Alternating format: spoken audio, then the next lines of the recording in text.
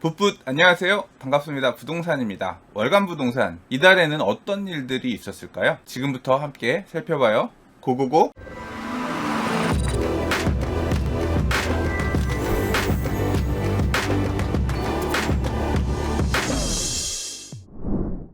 임대차 3법으로 대표되는 이번 정부의 주택임대차 관련 대책, 계약갱신 청구권, 전월세 상한제, 그리고 전월세 신고제죠. 그중 계약갱신 청구권과 전월세 상한제를 포함한 주택임대차보호법 개정을 한 지 1년이 지났습니다. 1년이 지난 지금 주택임대차 시장의 분위기는 어떨까요? 정부에서는 계약갱신율이 57%에서 78%로 높아졌다고 임대차보호법 개정의 효과를 홍보하고 있습니다. 그러나 이 갱신율 78%에는 세입자가 갱신권을 행사하지 않고 임대료를 5% 이상 올려서 합의해서 재계약한 숫자가 포함된 수치라고 합니다. 즉 실제 갱신권 행사 비율은 전체 만기하는 도래 계약 중 약 47%로 계약갱신을 하기는 했지만 계약갱신 청구권도 전월세 상한제 혜택도 보지 못한 세입자들이 많이 있는 셈입니다. 왜 세입자들은 법으로 보장된 권리도 스스로 포기하고 임대인과 합의를 통해 더 높은 임대료를 부담하고 재계약하고 있는 걸까요? 흔히 현장에서는 임대인들이 법에 명시된 계약갱신 거절 사유로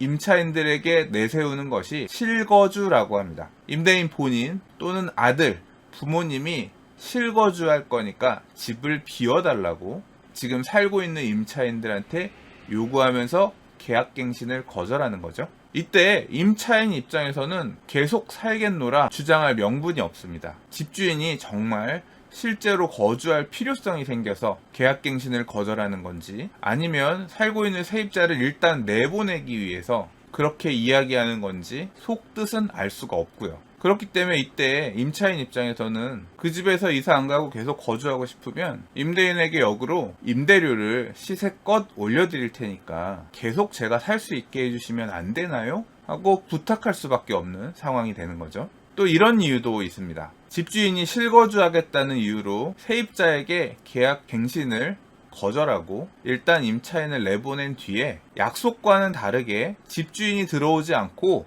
다른 세입자를 맞춰서 들어오는 상황이 되었다고 가정을 해볼게요. 이 경우 임차인은 개정된 주택임대차보호법에 따라서 법에서 규정한 내용에 따라 이전 임대인에게 손해배상을 청구할 수 있는데요. 막상 이 손해배상을 받기 위한 과정이 만만치가 않기 때문에 세입자들이 선뜻 손해배상을 위한 소송에 나서기 쉽지 않다는 것도 이유입니다. 일단 사실관계를 확인하는 데 에너지를 쏟아야 되고 그리고 소송을 위해 변호사 비용을 부담해야 하고 만약 소송에서 이긴다고 하더라도 들어간 변호사 비용 다 돌려받지 못하죠. 그리고 무엇보다 일반인들 입장에서 이 소송을 한다는 자체가 굉장히 부담일 수밖에 없습니다. 그러다 보니 요즘은 같은 아파트의 전셋값이 15억, 9억, 12억 이런 식으로 세 가지 형태로 갈리는 삼중 가격 현상이 나타나고 있다고 합니다. 아무튼 이런 상황 때문에 임대차 3법 도입 이후에 전세 가격이 신규로 입주 가능한 전세 가격의 시세 그리고 5% 상한 제한을 받아서 거래되는 계약갱신되는 시세 그리고 이 중간에 낀 애매한 가격대의 합의갱신 시세 세 가지 가격대가 나타나고 있는 상황이다 라고 보시면 되겠습니다. 임차인의 안정적인 주거권 보호를 위해 도입된 임대차 3법입니다만 뭔가 더 꼬이고 복잡해지고만 있는 상황이 참으로 답답하신 분들이 많이 계실 것 같네요. 국토교통부가 국토연구원에 의뢰해 작년 7월에서 12월 표본 5만 1천 가구를 대상으로 벌인 2020 주거 실태조사 결과를 지난 8월 12일에 발표했습니다. 2021년 지금이 아니라 작년 2020년 얘기예요.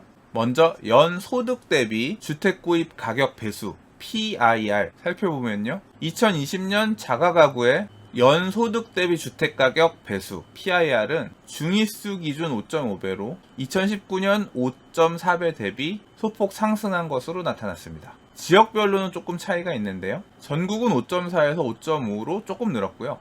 수도권은 6.8에서 8.0, 광역시 등은 5.5에서 6.0, 도지역은 3.6에서 3.9로 증가했습니다. 전체적으로 모든 지역에서 PIR이 올랐습니다만 특히 수도권의 상승이 가장 도드라지게 보이네요. 소득이 증가한 것에 비해서 집값이 그만큼 더 올라갔다는 얘기죠. 수도권뿐만 아니라 전국적으로 말이에요. 2020년엔 코로나로 인해서 소득이 늘어나지 못했던 부분이 어느 정도 반영됐다 생각이 되고요. 이 PIR이 의미하는 얘기가 그거거든요. 월급을 한 푼도 쓰지 않고 꼬박꼬박 모았을 때 평균적인 내 집 한 채 마련하는데 몇 년이 걸리느냐 그 얘기거든요. 수도권의 중위수 PIR이 8이 됐다는 얘기는 수도권에서 월급을 한 푼도 쓰지 않고 꼬박꼬박 모아서 내 집 마련할 수 있는 시간이 2019년에는 6.8년 정도 걸렸는데 2020년에는 8년 정도로 늘어났다 이 얘기입니다. 이런 지표들 보면서 많이들 깝깝하실 것 같은데 이게 2020년도 얘기라는 거. 지금 이런 분위기라면 2021년의 PIR은 더 높아질 거다, 올라갈 것 같다는 생각이 들기도 하죠. 다음은 월 소득 대비 월 임대료 비중 RIR에 대한 이야기입니다. 2020년 임차 가구의 월 소득 대비 월 임대료 비율 RIR은 전국 기준으로는 2019년과 비슷한 수준이거나 소폭 오른 정도고요. 수도권, 광역시 등은 전년 대비 감소했고 도지역은 전년과 비슷한 수준으로 보입니다. 소득 대비 주거용 월 임대료의 수준이 다소 나아졌다, 임대료 부담이 조금 줄었다 이렇게 나타나는데 실제 체감하는 부분하고는 살짝 차이가 있는 것 같기도 하네요. 특히 임대차 3법이 시행된 2020년 하반기 이후 본격적으로 드러나기 시작한 2021년 기준의 주거 실태 조사는 결과가 어떻게 나올지 궁금해지는 대목입니다. 이날 발표한 이 자료에서는 서울의 PIR과 RIR은 별도로 공개하지 않아서 확인할 수 없는 점도 살짝 아쉽기는 하고요. 그 외에 2020 주거 실태 조사 결과에는 전체 거주가구의 평균 거주기간, 1인당 주거 면적, 주택 및 주거환경 만족도, 주거지원 정책 수요 및 평가 등의 내용도 포함되어 있으니 관심 있으신 분께서는 국토교통부 통계누리 또는 보도자료란을 참조하셔서 다운받아 보시면 되겠습니다.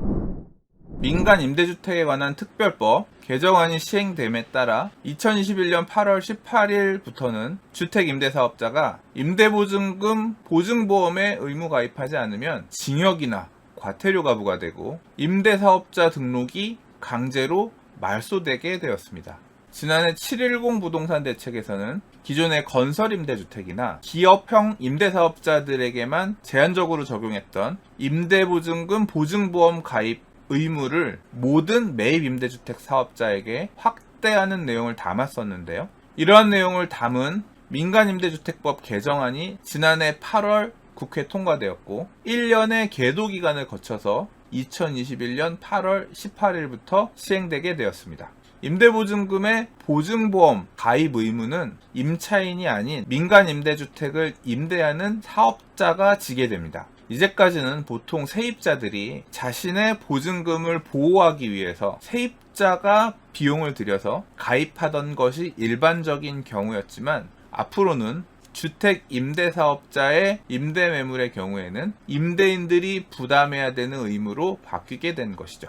구체적으로 내용을 살펴보면 다음과 같습니다. 임대보증금 보증 개요, 등록된 임대사업자가 임대보증금을 반환하지 않는 경우 보증회사가 임차인에게 임대보증금 반환을 책임지는 보증상품, 어떤 주택들에 적용해야 되나 의무 가입해야 되는 주택들에 대한 얘기입니다. 일단 해당 법률이 통과된 시점, 시행 시점이 작년 2020년 8월 18일이거든요. 그래서 일단 이날이 기준입니다. 2020년 8월 18일 이후 등록을 신청한 임대주택은 등록 즉시 임대보증금 보험 가입 대상이 됩니다. 2020년 8월 18일, 그러니까 법 개정 이전에 등록을 한 주택임대사업자라면 2021년 8월 18일 이후에 임대계약을 체결하거나 갱신하는 경우에는 이 보증보험 가입 의무가 생깁니다. 보증보험 가입 의무자, 앞서 설명했듯 보험 가입 의무는 임대인에게 주어집니다만 한편 보험에 가입하는 거니까 보험료를 내야겠죠. 그 비용의 부담은 임대인에게 75%, 임차인에게 25% 이렇게 나눠놨습니다. 다만 납부의 편의를 위해서 임대인이 전체 다 내고 임차인에게 25% 보험료는 받으라 이렇게 해놨네요. 자, 굉장히 중요한 부분입니다. 보증을 받아야 되는 금액, 보증 대상 금액은 어떻게 되느냐? 일단 원칙은 임대보증금 전액을 보험에 가입해야 합니다. 이 보증금의 금액에 따라서 보험료가 달라지는 거 아시죠? 임대보증금은 10억인데 보험은 3억만 가입해도 된다. 그러면 납부해야 될 보험료가 많이 줄겠죠? 원칙은 보증금이 10억이면 10억을 다 가입해야 되는 게 원칙이지만 예외적으로 보증금 중에 일부만 가입해도 되는 경우도 있고 심지어는 가입을 안 해도 되는 경우도 있다고 합니다. 민간임대주택법 제49조 3항에서 정하고 있는 일부 보증의 요건 3가지를 모두 충족하고 민간임대주택법 시행령 제39조 2항에 따른 주택가격의 60%보다 임대보증금과 담보권 설정금액의 합이 적은 경우에는 임대보증보험에 가입하지 않아도 되는 경우가 있으니 사전에 전문가 등의 상담을 통해 꼼꼼히 확인하셔서 미리 대비해 두시는 것도 좋을 것 같습니다. 주택임대사업자의 임대보증금 보험 가입 의무가 생겼기 때문에 임대사업자라면 앞으로 보증보험에 가입을 해야겠습니다만 무조건 가입이 가능한 것은 아닙니다. 일단 3가지 요건을 충족해야 가입이 가능한데요. 해당 주택에 압류, 가압류, 가처분 등이 있으면 말소를 해야 되고요. 선순위 채권, 주로 대출이죠. 선순위 채권이 있다면 이 채권은 주택가격 대비 60% 이내여야 합니다. 그리고 부채 비율도 보는데 선순위 채권과 임대보증금을 더한 금액이 주택가격보다 크면 가입이 안 되고요. 작아야 가입이 됩니다. 이 3가지 요건을 모두 갖출 경우에만 가입이 가능합니다. 이때 이 부채 비율은 100%를 초과해도 그러니까 주택가격보다 선순위 채권과 임대보증금을 더한 금액이 더 클 경우에도 다른 부동산 등의 추가 담보를 설정할 수 있으면 심사를 거쳐 예외적으로 가입이 가능할 수도 있다고 하네요. 자, 그런데 이 주택가격이라는 거 어떻게 산정하느냐? KB국민은행 시세 보면 그 시세표 보고 하면 되는 거 아니에요? 생각하실 수 있는데 그거 아니고요. 민간임대주택법 시행령 제39조 2항에 정한 기준이 있습니다. 다세대 주택, 아파트, 단독주택 등 주택은 주택공시가격을 기준으로 해서 가액에 따라 정해놓은 비율을 곱해서 계산합니다. 보시면 130%에서 190%까지 다양하죠. 일반적으로 단독주택은 시가보다 공시가격이 다소 낮게 책정되는 부분을 감안해서 비율을 190%까지 좀 높게 반영해 놨기도 하고요. 공동주택은 상대적으로 반영 비율이 높기 때문에 130에서 150% 선에서 주택가격을 정하게끔 이렇게 했네요. 오피스텔은 어떨까요? 오피스텔은 엄밀히만 해서 주택이 아니지만 준주택에 포함해서 주택임대사업자 낼 수 있죠. 오피스텔은 공시가격은 없지만 소득세법에 따라 국세청장이 매년 산정 고시하는 기준시가라는 게 있습니다. 이 기준시가를 찾아서 여기에 정해놓은 비율을 곱해서 주택가격을 산정합니다. 비율은 120%예요. 예시 사례를 볼까요? 연립주택 공시가격이 3억 원이다. 연립주택은 공동주택이죠. 그리고 3억은 9억 미만이죠. 그러니까 150%가 적용이 돼서 3억 곱하기 1.5, 4억 5천만 원이 주택가격이 되는 거고요. 다가구 주택이 공시가격이 5억 원이다. 다가구 주택은 단독주택 범주에 해당되죠. 공동주택이 아니니까. 5억 원은 9억 원 미만이니까 190%가 적용돼서 5억 곱하기 1.9, 9억 5천만 원이 주택가격이 되겠네요. 오피스텔 기준시가가 1억 원인 경우에는 비율 120%라 그랬죠? 1억 곱하기 1.2, 1억 2천만 원이 주택가격이 되겠습니다. 사실 이 주택가격 산정 시 적용하는 비율은 이 보증보험 가입을 위해서 이 가격을 산정하는 건데 이 주택가격의 기준이 너무 낮아서 가입이 불가한 경우들이 많다. 이런 민원들이 많이 있어서 2021년 8월 17일에 국토교통부 고시를 통해서 조금씩 수치를 올려놓은 높인 비율들이라고 보시면 되겠습니다. 임대보증금 보증보험 어디서 가입할 수 있나? 2곳에서 가입할 수 있습니다. 주택도시보증공사 HUG 또는 SGI 서울보증 쪽에서 가입할 수 있고요. 가입 기관이 어디냐? 임대인의 부채 비율, 신용도, 그리고 가입 상품 등에 따라서 적용되는 보험료 요율은 달라지기 때문에 보험회사 측에 구체적으로 안내를 받아보시는 게 좋을 것 같습니다. 그 어느 해보다 뜨거웠던 여름이었던 것 같아요. 그래서인지는 몰라도 이번 달에는 상대적으로 부동산과 관련된 굵직굵직한 이슈는 조금 적었던 것 같습니다. 원래 부동산 시장은 봄, 가을이 항상 피크고 가장 주목해야 될 시기잖아요. 다가오는 가을장, 어떤 부동산 이슈들이 있을까요? 저는 부동산이었고요. 그럼 다음 영상에서 만나요. 안녕.